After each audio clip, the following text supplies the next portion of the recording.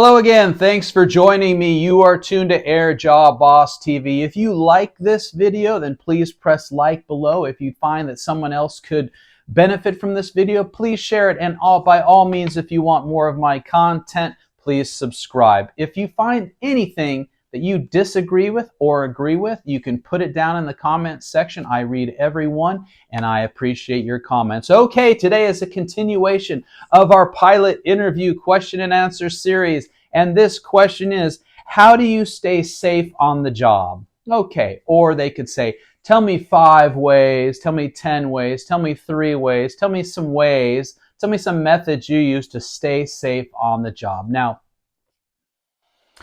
this is pretty easy because you can really pull out a lot of information on this. There's many topics, there's many bullet points, aspect of a pilot that we consider safe. And you could run it from preparation to completion of flight. You could run it through your evolution of your career, training, first officer, captain, etc. I'm just going to point out 5 topics here for your consideration and including in the answer of tell me the ways in which you as a pilot stay safe on the job. Number 1, self-discipline to SOP and company policy. Most airline flight operations departments struggle with compliance. Compliance by their pilots to fly in accordance with company policies, procedures, culture, and mission. It's not because pilots willfully disregard this, it's just because policy encompasses such a broad network of topics. You have literally in your manuals, I bet if you count up between your aircraft operating manual, your aircraft systems manual, your company's operating manual, your training manual, all other briefing items and safety material, you probably have 10,000 pages of information you are supposed to know and comply with. Well, obviously this becomes very difficult to do over time. So that's why the word discipline in compliance with SOP and company policies is important. The discipline. The difference between people who comply strictly and those who don't comply strictly is self-discipline. So really the key to this element is the discipline to adhere to SOP and company policies. This means a continuation of reviewing and learning new or changing or current and present policy. So discipline. So one way I maintain safety is I maintain a high level of discipline to comply with standard operational procedures and company policy. Okay? Number 2, continuous learning and review. Okay? One of the things, obviously airlines have recurrent training, recurrent check rides, and most regulatory organizations like the FAA, JCAB, JCAA, CCA have what they call recency of experience qualifications. So this continuous learning and review needs to come upon those regulatory requirements, right? So you're going to say, one of the aspects I find important to maintaining safety is continuous learning and review of company policies and things that are changing. Things in our business change often, and it requires me to continuously adapt to new policy changes and to continuously looking for changes and learning new policies and standard procedures that might change. Some people feel that they show up, they go through initial training, and they decide they're not going to continue learning throughout their career. I am different. I feel that a high level of safety is incumbent upon a person continuously learning and reviewing new material. Okay, that's bullet point 2. Number 3, proper physical and mental health.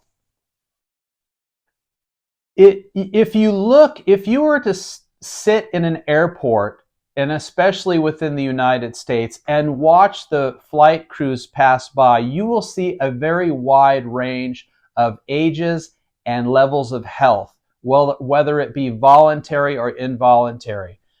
I personally encourage everyone to maintain a high level of physical and mental health through proper diet, adequate rest, exercise, and just the ability to mentally cope with situations. This means time to meditate and have peace in your daily life so that you're fully agile mentally and emotionally to be a positive and safe crew member during flight. So physical and mental health is very important. This means during your off time, you are striving to make your body, mind, and attitude beneficial to safety of flight, healthy, well-rested, fed, not fatigued, emotionally stable, and that of that nature. So that is a significant aspect of maintaining safety, is your physical and mental status, because without physical and mental status, none of the other qualities are able to fix themselves in place, because it's like a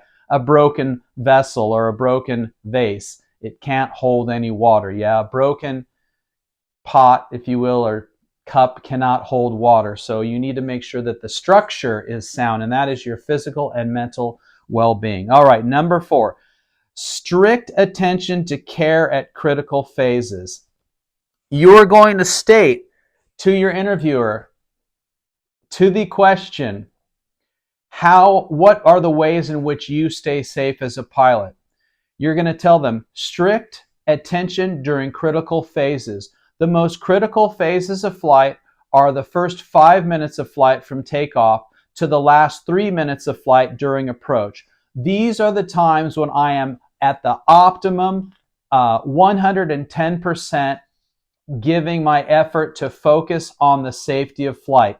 Now, throughout a duration of flight, especially long flight, it is not possible to be at 100% of the time. It's just not physically or mentally or emotionally possible. So, as a self-discipline, I make sure to make a mental note that I am entirely focused during these critical phases of flight.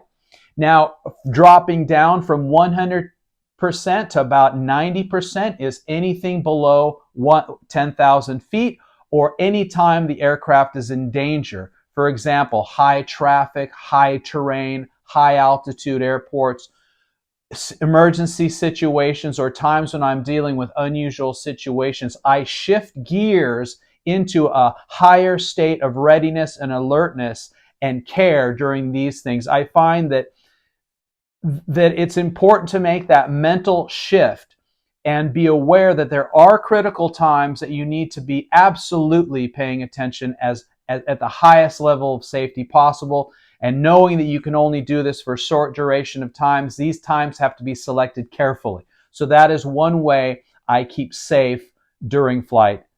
Okay. Now the last one is an energetic use of CRM and threat and air management. So this is obviously a very modern and highly developed field of aviation, a mechanism that's used and designed to increase safety. And it has proven to be very, very effective. If you look at accidents and incidents 10 years, 20 years in the past to present day, the airlines and aviation in general, professional aviation, is being much more safe with much more better outcomes. Much more better outcomes. I don't even know if that's English. Better outcomes because of the implementation and the refinement of CRM skills and threat and air management. So you are going to want to mention those things because those are specifically designed for that purpose. And to ignore bringing this up means that you do not understand your business. You must mention energetic use of CRM and threat and air management techniques. Okay? So in conclusion, let's go over the list. How do you stay safe? Tell me 5 ways in which you stay safe. Well, first, you always have to make the pause, right? First off, I think that self-discipline and standard operational procedures and company policy is important. A lot of people don't take the time to understand and implement or comply with SOPs and company policies. I think that is the foundation of safety, and it requires discipline. Secondly, continuous learning and review of material. It is natural that over time we forget things, we exclude things, and we need to relearn things and review things. This is done outside of work, on my free time, as I study prior to coming in for my work. I think that some people do have a habit of learning and reviewing things on their spare time before they come to work, and others don't. I find that elevates levels of safety. It makes me more prepared and I fly more efficiently if I learn and I review those things outside of normal work. Another thing is proper physical and mental health and emotional health. I don't feel that a pilot can actually employ the skills and philosophies, policies, and procedures required unless they are physically and mentally and emotionally stable. So I basically I get adequate rest, properly fed, exercise regularly, have coping mechanisms to deal with anything that emotionally upsets me prior to coming to work. It is really important. A glass cannot hold water unless that structure is sound. The knowledge and the skill is the water, but the person is the glass, and the glass has to be intact in order to hold the skills in the water, okay?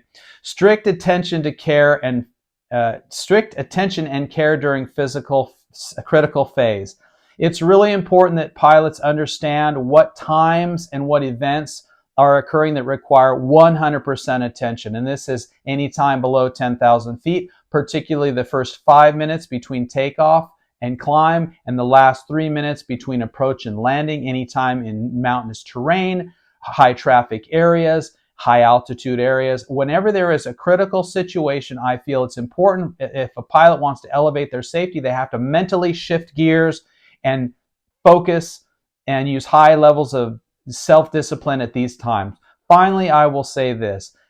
An energetic approach to CRM and threat and error management is critical to the safety of every flight. You need to continuously study, understand CRM and threat and error management, and you have to apply those techniques willingly throughout a flight in order to maintain the highest levels of safety. All right, that's about it. That's a long one anyway. It's an easy one. There's so many topics, but try to use the phraseology that company uses in their safety management systems. They all have safety management systems, and those systems have techniques, training, philosophies, and you can find this in their operating manual, or you look in the companies that you work for's operating manual and kind of dig out, how do they stay safe? How do they state they are staying safe? That's a difficult one. All right. That's it for today. Thank you so much for watching. This is AirJobBoss TV. We'll see you on the next video.